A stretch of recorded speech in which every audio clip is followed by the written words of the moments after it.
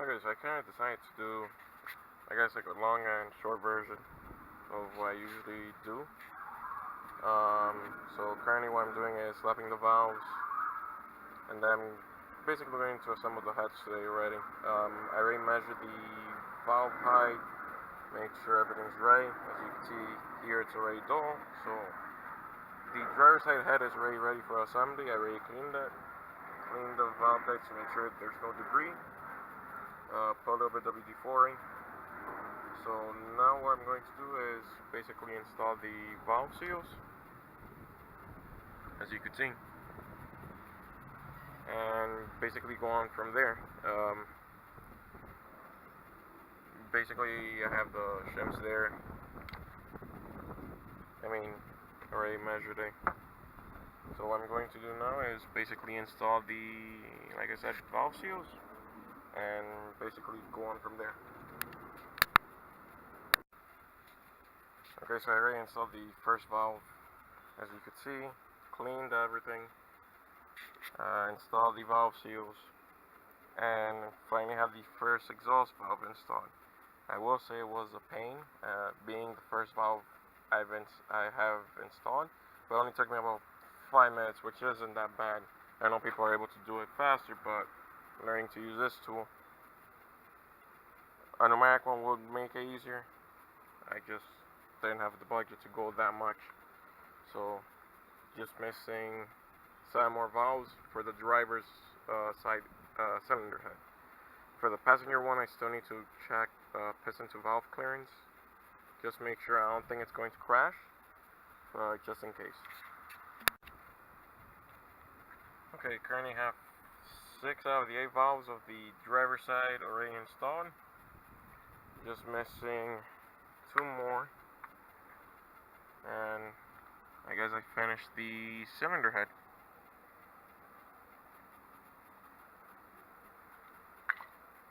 Just a view for you guys to see.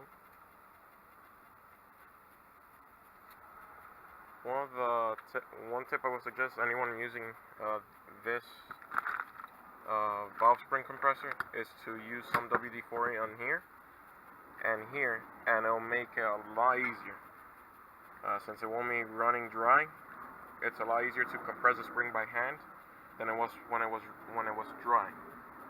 Like the first two took me most of the time. I guess once I already got the hang of these two, all the other ones were easier. But yeah, I would suggest using WD-40 or any lubricant you guys have on the valve spring compressor, and it'll make it a lot easier to install. That's just a suggestion. Okay, it's a little bit dark in here. Let me get the light that I have. Okay. So the heads are just mocked up. I already have a valve for the driver's side cylinder head. Now I will be most likely painting it for blue so it could continue matching the engine block. As you can see, I already have the timing cover and water pump painted. Just need to, let me put the light so you can see. Just basically need to install that. Need to install the gasket. Distributor still needs oil pump. Already have it there. Just need to install it, but I need to buy the oil pan bolts because I don't want that gathering dust. I mean, I do have this covered with a paper bag, but really don't want to risk it. So I'm still missing that cylinder head, and basically all the transmission parts, although you can't see them, are mostly in this box here, and over there, transmission case is painted, so you could see. So basically, that's what I just need to do. Oops.